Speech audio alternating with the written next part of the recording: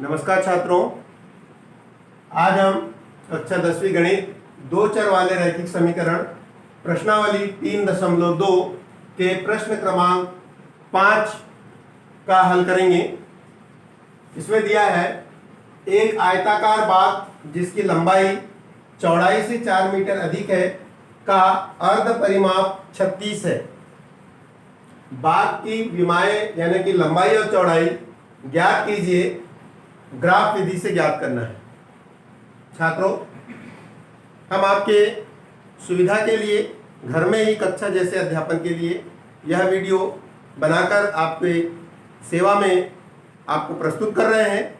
कृपया आप वीडियो को अच्छी तरह से देखिए और वीडियो देखने के पहले इसको हमारे चैनल को सब्सक्राइब जरूर कीजिए, जिससे आपको यह वीडियो लगातार मिलते रहेगी। धन्यवाद। तो हम देखते हैं इस प्रश्न का हल। दिया है बाग की लंबाई चौड़ाई से 4 मीटर अधिक है और बाग का अर्ध परिमाप 36 है। जो यहाँ प्रश्न में शर्तें दी है उसको हम यहाँ पर हल करते समय अपनी कॉपी में पहले लिख लेंगे। तो मान लेते हैं कि एक आयताकार बाग है और इसकी लंबाई x है और चौड़ाई y है। तो इसकी जो पहली शर्त है, माना कि बाग की लंबाई x और बाग की चौड़ाई y है। अब इसकी जो पहली शर्त है कि बाग की लंबाई चौड़ाई से 4 मीटर अधिक है। मान लिया जाए, यहां लिख देंगे प्रथम शर्तानुसार प्रथम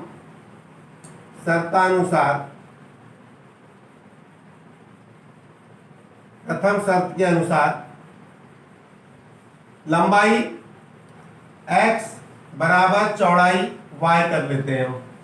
लेकिन ये जो लंबाई है ये चौड़ाई से 4 ज्यादा है, इसलिए हम चौड़ाई में 4 को जोड़ देते हैं। तो अब लंबाई और चौड़ाई का जो समीकरण है वो बराबर हो गया है, दोनों पक्ष।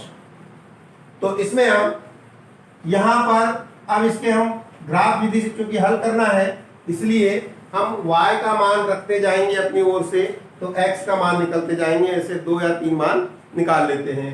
तो इसके लिए मैं यहीं पर ग्राफ तैयार कर लेता हूं, एक सारणी x और y के लिए।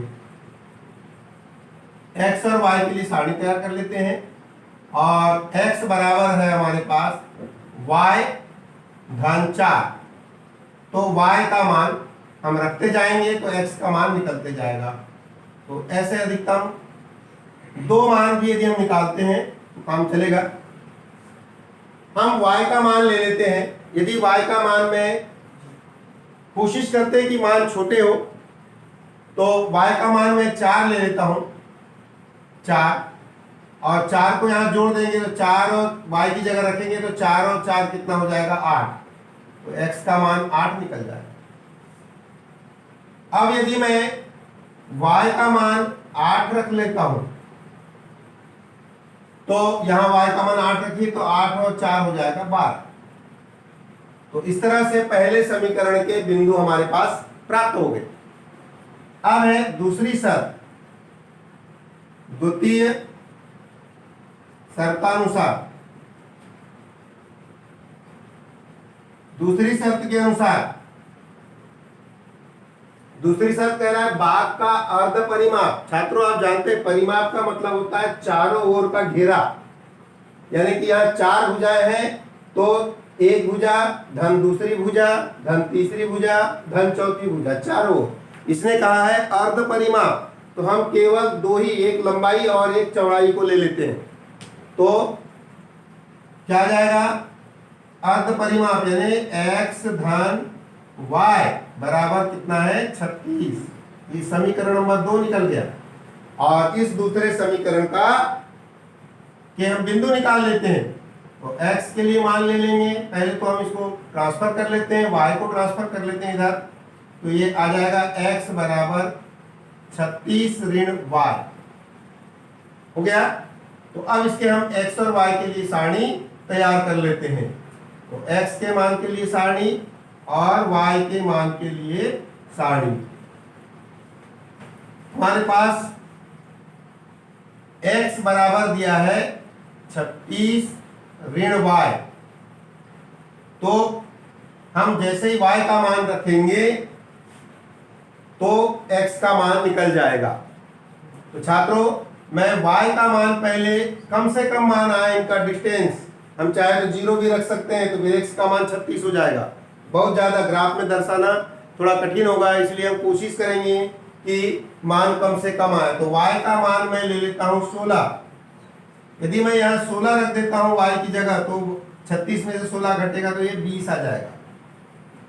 और इसके बाद मैं y का मान 20 ले लेता हूँ, तो यहाँ 20 रख देंगे तो इसका मान 16 आ जाएगा।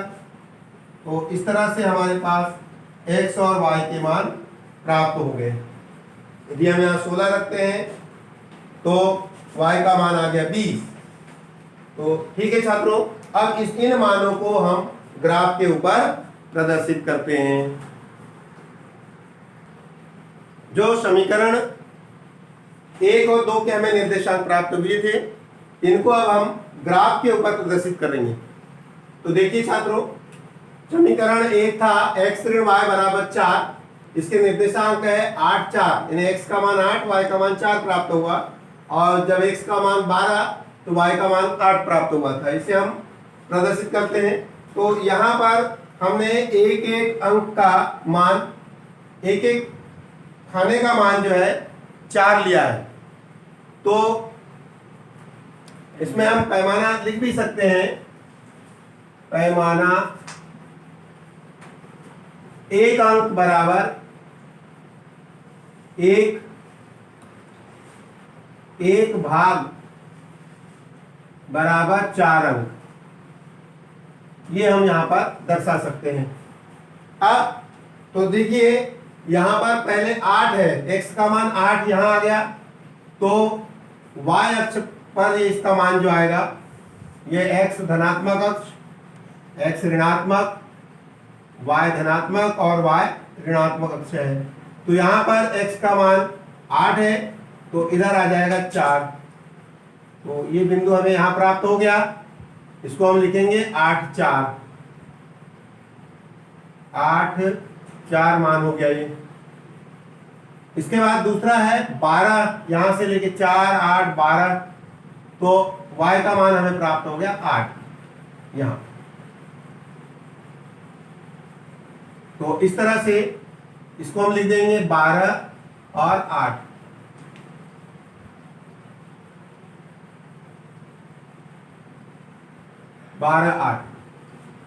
अब इसकी हम रेखा खींच लेते हैं।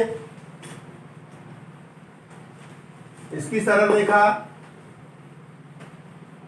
दोनों बिंदुओं से होते हुए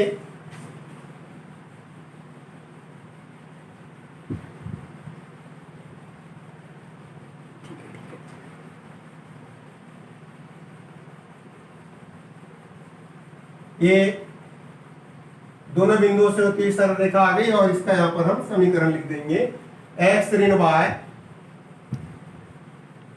बराबर 4, समीकरण 1 की रेखा होती है। अब उसी तरह से हम समीकरण 2 को प्रदर्शित करेंगे। तो यहां पर x अक्ष पे 20 है, तो 4 8 12 16 20 ये आ गया, और y अक्ष पे जाएगा 16 यहीं से सीधा, ये 16 के सामने आ गया। ठीक है, ये इसके सीध में आ जाएगा 20, और ये यहां पर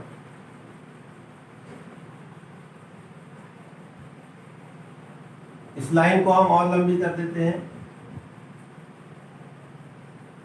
या इसको हम लिख देते हैं,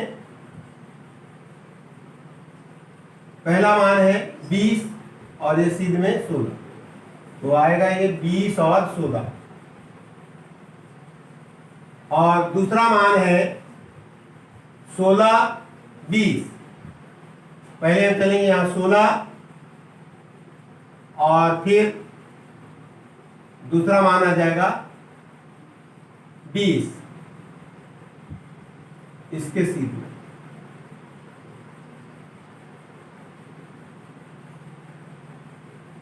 यहां 16 और 20, ये लगभग यहाँ आएगा मान। इन मानों को हम इस साइड लिख देते हैं 20 16, और ये मान हो जाएगा 16 20।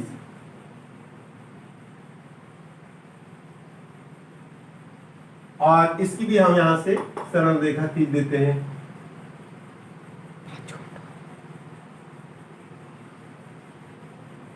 तो ये सरल रेखा प्राप्त हो गई, और इसका समीकरण है x धन y बराबर 36, समीकरण नंबर 2। देखिए छात्रों, दोनों समीकरण की रेखाओं ने एक दूसरे को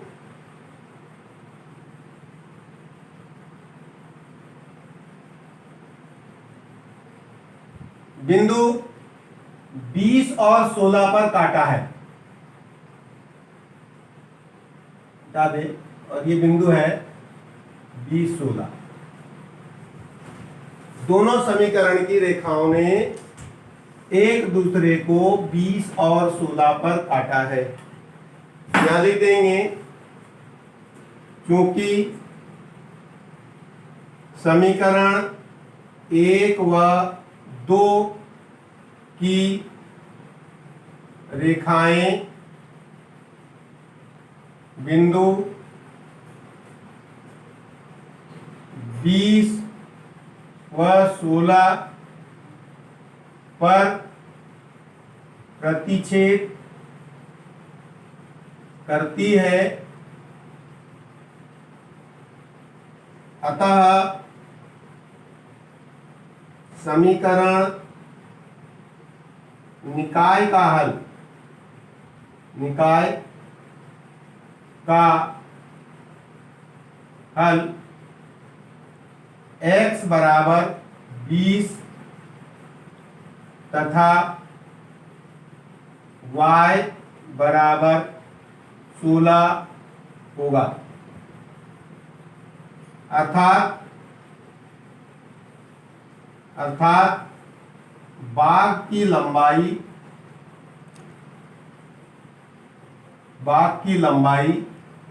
x बराबर 20 मीटर व चौड़ाई y बराबर 16 मीटर होगी। देखिए, यदि हम दोनों शर्तों में इसको स्थापित करते हैं तो जो पहली शर्त थी, यानी दूसरी शर्त है कि दोनों के अर्ध परिमाप 36 होनी चाहिए, तो 20 और 16 को मिला के 36 हो जाता है। और पहली शर्त थी कि लंबाई चौड़ाई से 4 अधिक हो, तो जो लंबाई है 20 है और चौड़ाई जो है 16 है, तो लंबाई चौड़ाई से 4 अधिक है। इस तरह से हमारे उत्तर की पुष्टि भी हो जाती है। तो छात्रों, इस प्रकार से प्रश्न क्रमांक 5 का हल आपके सामने अत्यंत सरल ढंग से प्रस्तुत हुआ है। आप इसे पूरा देखिए और अपनी कॉपी में जरूर नोट कीजिए, ताकि आपको परीक्षा की तैयारी के लिए समय काम आए। धन्यवाद।